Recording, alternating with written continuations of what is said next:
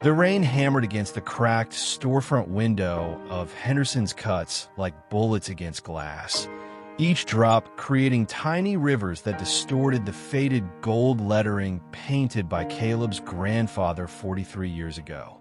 Inside, the Tuesday afternoon silence was broken only by the rhythmic drip of water collecting in a coffee can position strategically beneath the leak in the acoustic tile ceiling.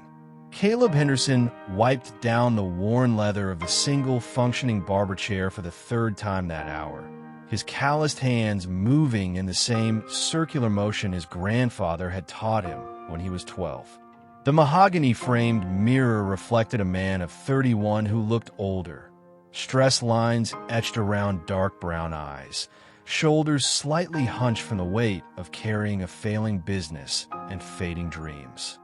3 regulars, he whispered to the empty shop, his voice echoing off the checkered linoleum floors that had seen better decades. Mr. Johnson on Fridays, Tommy from the auto shop on Wednesdays, and Mrs. Patterson's boy on Saturdays. He paused, running his thumb along the edge of the barber tools his grandfather had left him. $18 a week. $18. The rent notice, printed on that particular shade of yellow that landlords seemed to favor, was tucked behind the mirror's frame. $8.47 past due, with a final notice stamp that looked as ominous as it sounded. Caleb had sold his PlayStation, his father's watch, and even his grandfather's coin collection to keep the lights on, but Detroit's East Jefferson Avenue wasn't exactly a thriving business district anymore. Through the rain-streaked window, he watched the occasional car splash through puddles on the cracked asphalt, their headlights cutting through the gray November afternoon like hope trying to penetrate despair. Most of the storefronts on this stretch were boarded up or converted into quick-check cashing places and liquor stores.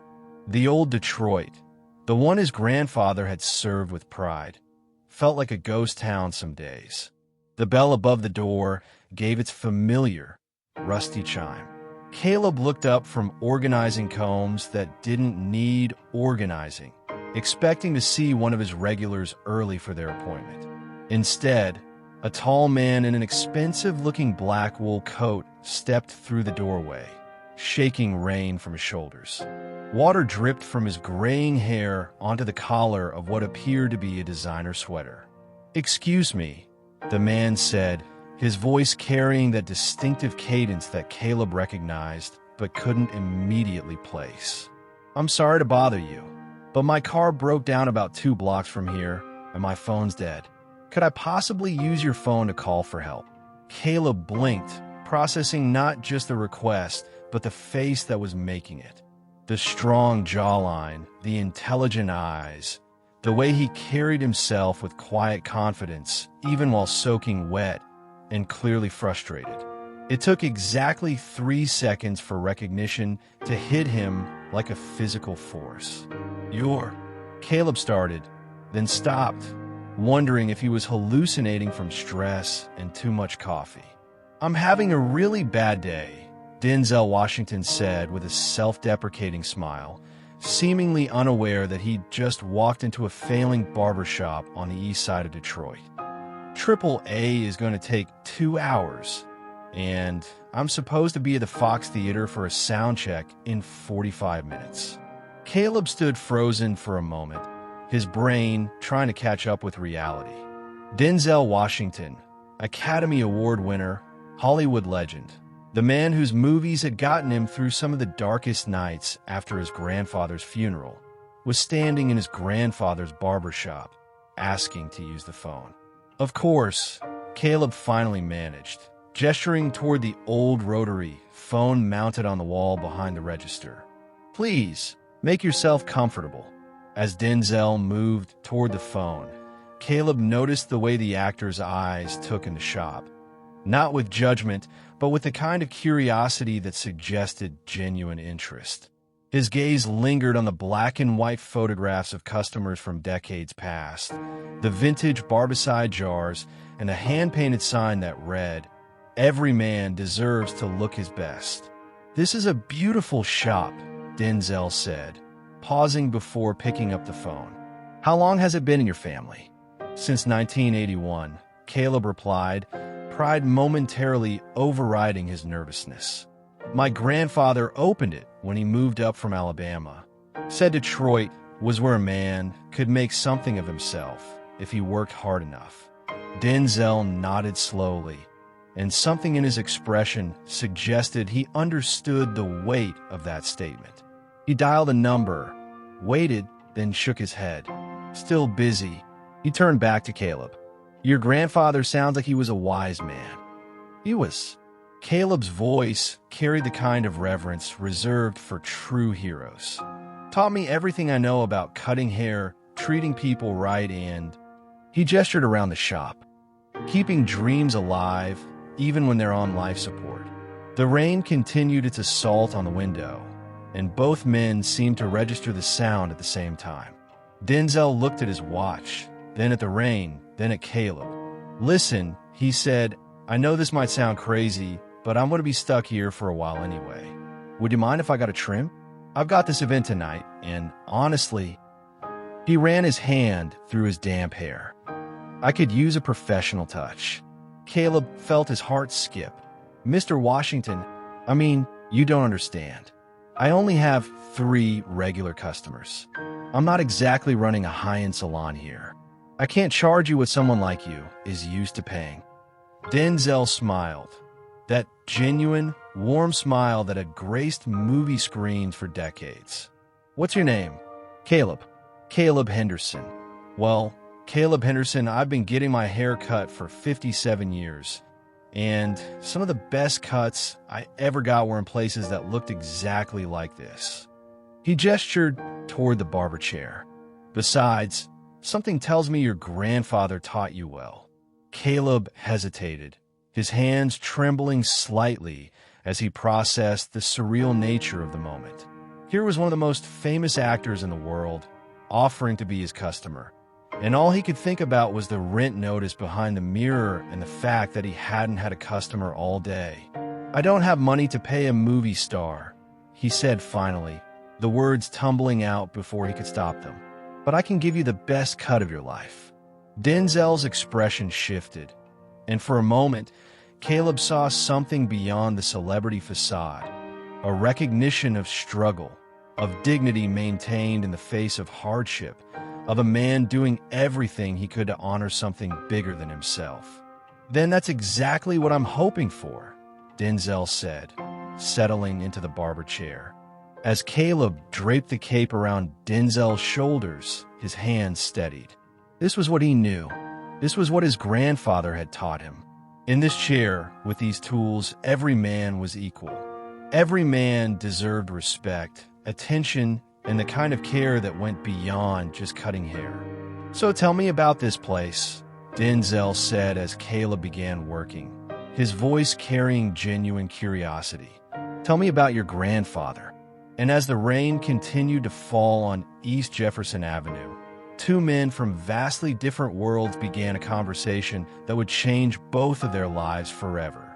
The scissors moved with practiced precision as Caleb worked, the familiar rhythm calming his nerves. Denzel sat quietly for the first few minutes, watching in the mirror as years of experience guided each careful cut. "Your hands don't shake," Denzel observed. "That's rare these days. Grandfather used to say steady hands come from a steady heart," Caleb replied, trimming around the ears with meticulous care. "Even when everything else is falling apart." "Is everything falling apart?" Caleb paused, meeting Denzel's eyes in the mirror. "Pretty much, but not in here. In here, things still make sense." Denzel nodded slowly. "I understand that feeling. Sometimes the work is the only thing that keeps you grounded." He gestured toward the photographs on the wall. "These customers, they were more than just business, weren't they?" "They were family," Caleb said, his voice soft. "Mr. Rodriguez, who owned the grocery store next door. Coach Thompson from the high school. Mayor Williams when he was just a city councilman." He pointed to a photo of an elderly black man with kind eyes. "That's my grandfather with Dr. Peterson." Cut his hair for 30 years, never missed an appointment. What happened to them? Life happened. People moved away, businesses closed, some passed on. Caleb switched to a smaller pair of scissors for the detailed work. Detroit changed, and this neighborhood, well, it changed with it. The rain had softened to a gentle patter against the window. In the warm light of the shop, both men seemed to exist in a bubble separate from the outside world. You know, Denzel said quietly, I grew up in a neighborhood that looked a lot like this one. Mount Vernon, New York. My father had his own struggles keeping things together. Caleb's hand stilled. Really. There were times when we weren't sure if we'd make rent, if the lights would stay on. But my mother, she had this way of making us feel like we were rich anyway. She'd say, baby, we might not have much money, but we've got everything that matters. Sounds like my grandfather. Caleb smiled, resuming his work. He used to tell me that a man's wealth isn't measured by what's in his wallet, but by what's in his heart and how he treats others. They fell into a comfortable silence, the only sounds being the gentle snip of scissors and the rhythmic drumming of rain. When Caleb finished, he stepped back to admire his work. What do you think? He asked, turning the chair so Denzel could see the back in the hand mirror. Denzel studied his reflection, running his hand over the perfectly trimmed hair. Caleb, he said slowly, this is exceptional work. Your grandfather would be proud. For the first time in months, Caleb felt a genuine smile spread across his face. As Caleb brushed the loose hair from Denzel's shoulders, the actor reached for his wallet. What do I owe you? Nothing, Caleb said firmly, removing the cape. I told you, I can't charge a movie star what this is worth. Denzel stood, studying Caleb's face in the mirror. And I told you, some of the best cuts I've had were in places just like this. He pulled out several bills. Please. Caleb shook his head, but Denzel noticed how his eyes lingered on the yellow notice tucked behind the mirror's frame. What's that? Nothing important, Caleb said quickly, but his voice carried the weight of a man carrying too much. Denzel stepped closer to the mirror, reading the bold print. $847 past due. He turned to face Caleb. How long? 3 months, Caleb admitted, his shoulders sagging. I keep thinking next week will be better, that more customers will come. But they don't. They don't. Caleb sank into the barber chair, suddenly looking exhausted. I've sold everything I can. My grandfather's tools are the only things I won't let go of. This place, it's all I have left of him. All I have left of the man I'm supposed to be. Denzel was quiet for a long moment, his eyes moving around the shop. The photographs, the vintage equipment, the pride that had been maintained despite everything falling apart. Caleb, he said finally, thank you. For the haircut, for the conversation, for reminding me why I do what I do. Before Caleb could respond, Denzel pulled out his phone, the battery apparently working again, and made a quick call. This is Denzel Washington. I need to speak to James Coleman at Channel 7 News. Tell him I have a story he needs to hear. Mr. Washington, what are you? Denzel held up a hand, smiling that same warm smile. Sometimes, Caleb, when someone gives you exactly what you need, the only proper response is to do the same for them. 3 days later, East Jefferson Avenue was lined with news vans. Inside Henderson's Cuts, Caleb stood speechless as contractors installed new flooring, painted the walls, and updated equipment that would have taken him years to afford. The rent was paid, the shop was reborn, and the photo that would go viral worldwide sat framed on the counter. 2 men embracing in front of a barbershop mirror, both with tears in their eyes, one of gratitude, one of fulfillment. He gave me more than a haircut, Denzel told the cameras. He reminded me that real wealth is measured by how we lift each other up.